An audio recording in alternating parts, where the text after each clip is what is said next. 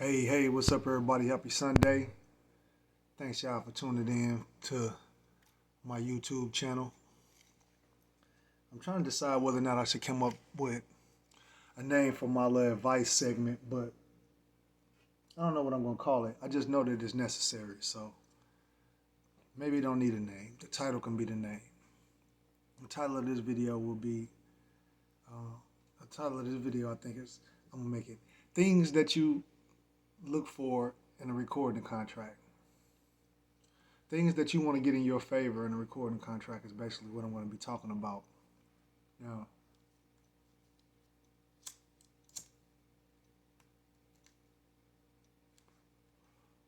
when I got my first recording contract by way of Sony from Higher Level Entertainment in 2001, I didn't know these things. And there was certain stuff in the contract that should have been red flags immediately as soon as I started reading it. And it's a good thing that I ended up not signing it, because had I signed that contract, I would have been locked in for about 14 years. When really, that's not what I got from it from reading it. It said the initial contract period was 7 years. Initial contract term was 7 years. And there will be 3 options. Now, if you don't know what options mean, then you in some deep shit, because you know that it means somebody has a choice or has some type of option, but specifically it meant that at the end of that 7-year contract period, the label had the option, with or without my say, to extend it for an additional 2 years. That's one option. They had 3. So that's an additional 6 years, which could have potentially turned into a 13-year contract. And it was all up to them. I had no say in the matter. Small things like that, right? The only thing that stood out to my green ass, was the word exploit. I'm like, oh, it says exploit. Oh, they trying to get me. And then my lawyer broke down to me that most contracts are going to say exploit. They have to exploit your material in order to make money off of it. So that's not what you need to be worried about. And another thing is, first of all, the main thing, and this is not in any particular order. This is freestyle. I didn't take any notes for this. It's just something that came up when I was on the My City, My City, My Radio, My City, when I was up there last night at the Broken Knob broadcast.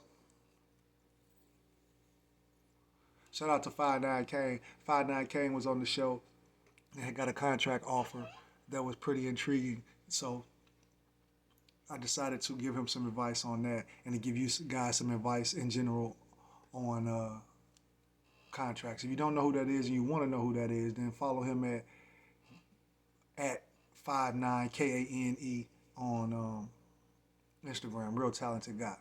Okay, so you want to make sure that you know what type of deal they're offering.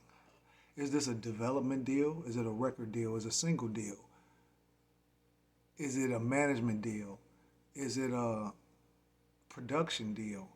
Is it a publishing deal? Is it a 360 deal? Is it multimedia? You want to know exactly what type of deal that you're getting. And also, if it's a recording contract, you want to make sure that they even have to release a record. There's nothing in a recording contract usually that guarantees that a label has to ever put your album out. Most likely they'll put out a record. That doesn't mean they're going to put out an album. That's why so many people get shelved. So you want to make sure you know what type of contract you're getting and the differences between those contracts.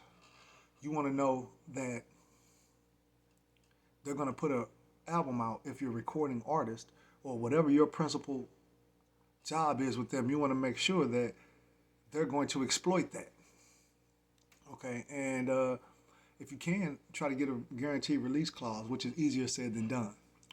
That says that if they do not release a project or whatever the case may be in a certain amount of time, then you get out of the contract scot-free. You don't owe them anything. I've heard of a few cases where artists have gotten those, allegedly with the deal with Sony Glasses Malone had a guaranteed release clause. And if he didn't have one, then he was able to negotiate something with his lawyer where he got out of that contract. He had gotten a $1.7 million advance, and he didn't have to pay that advance back because they shelved him. They never even tried to put out an album to make the money back. It's like, damn. So they have various reasons why they may shelve an artist. Some may be genuine, and others may just be bullshit. But whatever the case, it's not in your best interest if you get on a major label just to get shelved. So, guarantee release clause is good to have. Another thing is, I should have said this first because this was one of the issues that came up with one of the artists I've advised. Many of them, as a matter of fact, is did they send you a deal memo? Did they sit down and have a conversation with you, even off the record, to negotiate what any terms of the contract would be? Or is it just a contract with no room to negotiate, take it or leave it? Because a deal memo is typically a page to a couple of pages long, and it outlines the different terms of the deal. The different points or bulletins that you would see on a record contract are summarized in the deal memo, and you pretty much know the gist of it, especially the major points, like what type of deal it is, what's the term, all of that type of shit. What's the advance, the recoup, all of that type. So you want to get as much as you can out of that deal memo before the contract is even drafted, and see if you can negotiate some of the terms of the contract during that stage. Because usually when they just send you a contract, it's because they expect you to just sign it. And in cases where the contract is really, really, really long, and you're talking to someone who's not well versed in entertainment law, which is most of us. I'm versed in it, but I'm not well versed. I'm not an entertainment lawyer.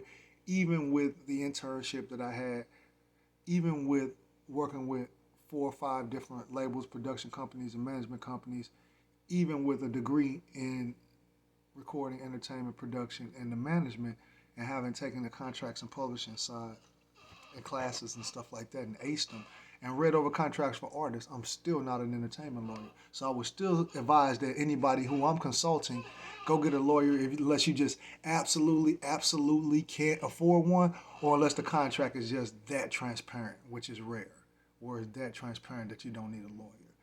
This matter is at hand is too important to just be taking a shot in the dark. So that's pretty much what I want to say today. When you get a recording contract, those are the things that you want to look for. Those are the things that you want to try to get in your favor at the minimum. Now, of course, there's a lot more than that, but you can only get so much in a 10-minute video. Y'all stay tuned in. Y'all check back for more videos later. Like this video. Hit the like, subscribe. Follow me on Instagram at PAC-MAN, PACMAN _Lawton.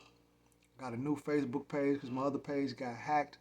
Now, I don't know if it's shut down. They're telling me that it's temporarily locked. That's Jerry Medcalf, MEDCALF.